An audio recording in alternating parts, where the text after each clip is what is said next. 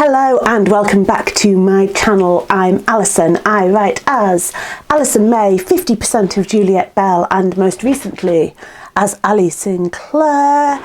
And here on YouTube I talk about writing craft, the publishing industry and all things related. And this week I'm going to be talking, I think, about probably the most common but least well understood piece of writing advice that is out there anywhere, and that is show don't tell. Now it's like 11:15 in the morning now, and I had in my calendar record and edit YouTube video on today's to-do list, and when I woke up this morning I had absolutely no idea what I was going to talk about this time. I was a bit like, oh, I've got to make a YouTube video, it has to be about writing, what can I say, words, blah, but then I have just finished a one-to-one with a mentoring client, a developing author, and we got on to talking about showing and telling. Sorry, I'm messing with my hair a lot. It really needs washing. Somehow I think messing with it will make that less obvious. It's definitely not going to. I should just ignore it. Just don't look at my hair. Okay, I'll just do the whole video like this. I won't do the whole video like this, that would be weird. Anyway, I'll just talk and we'll ignore my hair. So, I was doing one-to-one with a developing author, and we got on to talking about show don't tell. And I said to her, that's not a phrase I really use. It's a phrase I actually actively try not to use. And she asked kind of why.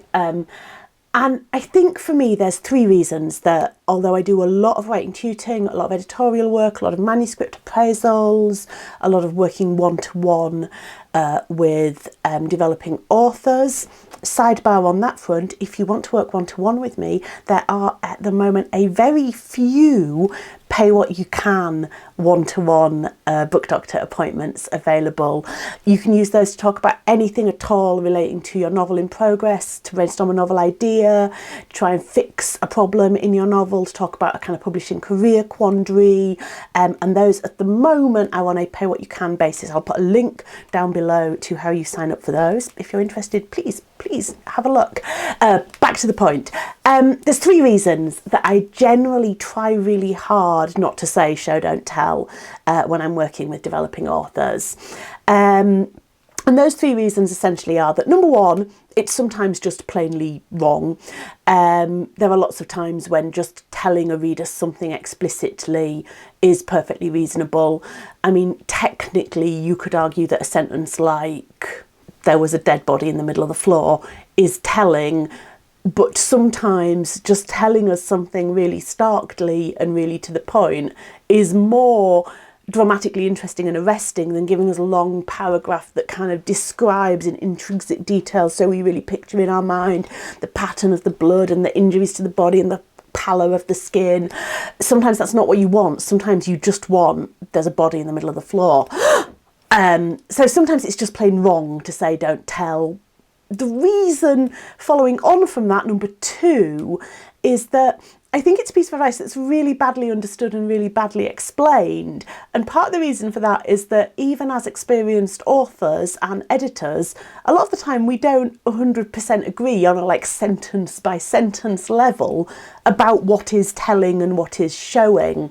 I'm part of a writer group on Facebook where recently someone put up an example and said, which of these is showing and which is telling? And lots of the replies were like, they're both telling. Some of the replies were like, they're both showing. And these weren't people who kind of were wrong or who didn't understand. It's just it's very open to interpretation. A lot is to do with context as well. And a little bit of telling is not necessarily a bad thing. I've also been in discussions with a group of writers who were all doing manuscript critiques and manuscript appraisals, so very experienced writers who were working with developing authors, where two writers had pretty much a stand-up row about what show don't tell means, about what is showing and what is telling.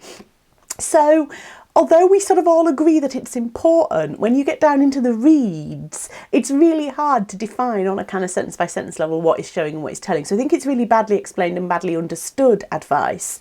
And thirdly, it's pretty much the first advice we ever get when we join a creative writing class or ask someone for advice on our writing or read, you know, blog posts about creative writing or watch YouTube videos about creative writing. And so by the time I work with authors who are generally authors who are working on a novel manuscript, sometimes a second or third novel manuscript, sometimes already published and wanting to kind of get to the next level, sometimes they've had a break from publication, they want to come back. So we're talking about relatively experienced writers in at least some senses. If you say show, don't tell, our eyes glaze over because we've all been told that a million times before, and either we think, oh, well, I've been told that before, I'm supposed to understand it by now, and sort of back off in that kind of I don't want to admit that I don't quite know what this means way, or we think we do understand it, whether or not the actual writing we're producing suggests we understand it. So kind of eyes glaze over, people don't get involved, people stop listening because they either think, oh, well, I already understand that, or I don't want to admit that I don't already understand that. So for those three reasons, I generally try and avoid saying show, don't tell. I generally try and avoid talking in terms of showing and telling at all. I do think that that thing of when are you actually showing, and what we mean by showing, I would suggest, is writing in a way that engages your reader, writing in a way that draws your reader into the story. And when recognising when we're doing that is, I think, sometimes a bit of just a penny drop moment. Julie Cohen, who's a brilliant author and writing tutor, I will link to her website below as well, described it to me in exactly those terms, that you can see when a writer you're working with gets it. And once they've got it, it kind of tends to stick.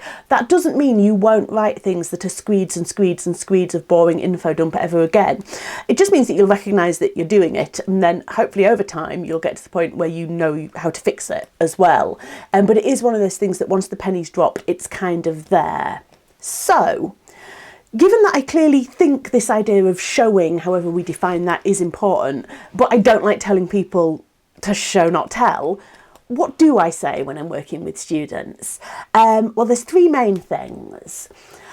The first relates to character. So when you're thinking about your characters, you need to know kind of who they are as individuals, and you need to know about how they feel about the things that are happening to them. But then to show those emotions to the readers, think about how your characters behave. Think about how they act and what they do. Think about your characters in terms of their behaviour that is rooted in their emotions rather than just in their emotions. And what that should mean is that rather than writing scenes where your characters sit and think and talk about how they feel, you will write scenes where your characters do something. And making a character active doesn't mean that the thing they do has to be hugely, obviously dramatic. They don't have to shoot someone or blow something up or drive a car off a bridge. What they do might be take to their bed and refuse to get up. That is an action that is born out of an emotion. What they do might be go out, get horrifically drunk and sleep with someone ill-advised. That is an action that is born out of an emotion.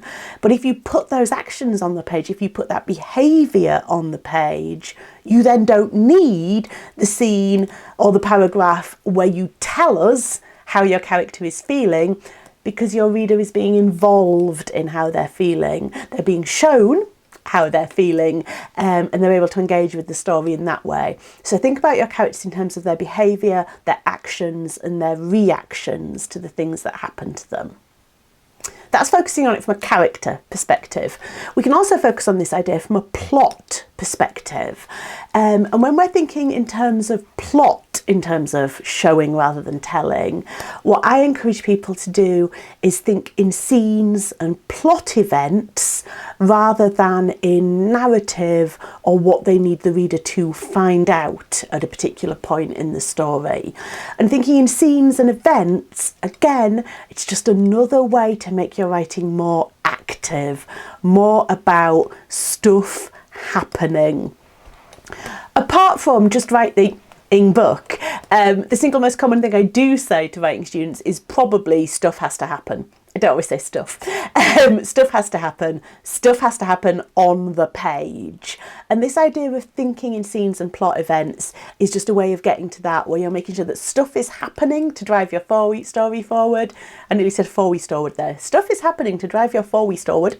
And the stuff that is happening on the page. It's unfolding in front of the reader, so they're engaged in the story and pulled along by the story, rather than being told about the story at one step removed. And the final thing I talk about kind of follows on from that, and this comes from a creative writing course I did years ago with Greg Moss, who is an editor and writing tutor, and he said, put the story on the page.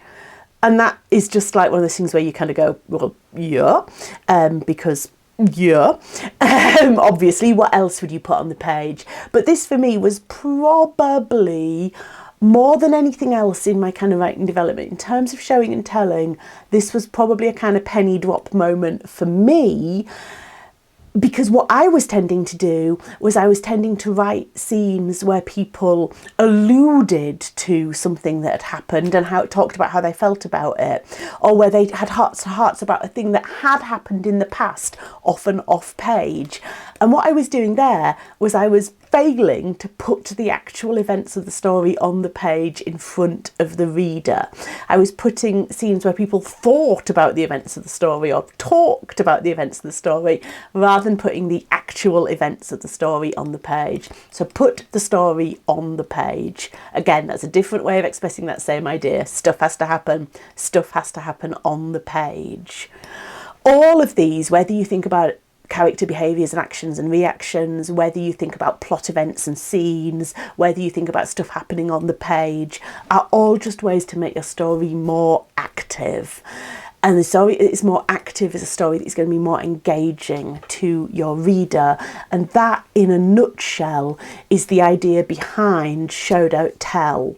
The last way of expressing this that I want to talk about comes from actually something I read in The Guardian, and it is a review of Patterson Joseph's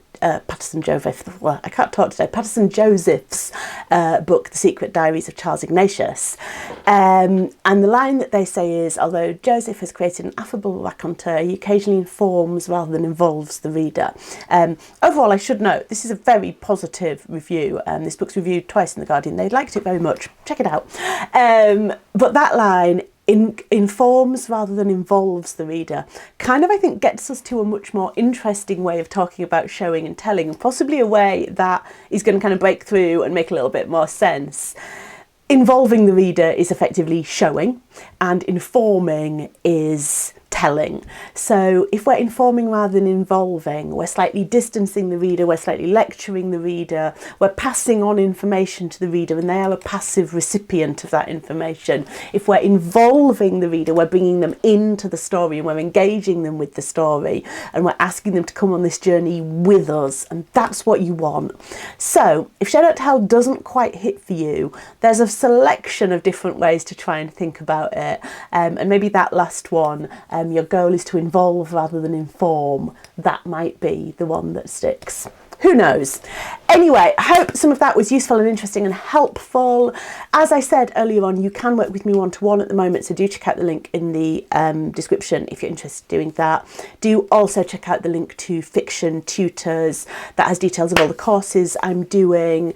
It has details of how to contact me to work with me one-to-one, to get a manuscript appraisal, to get a structural edit, anything like that. And it also has details of our debut author club, which is a subscription club for newly contracted, agented, published, or very nearly there authors, where we kind of hold your hand, give you some insider tips on how to navigate through your first few months or years in the publishing world, because it can be a minefield.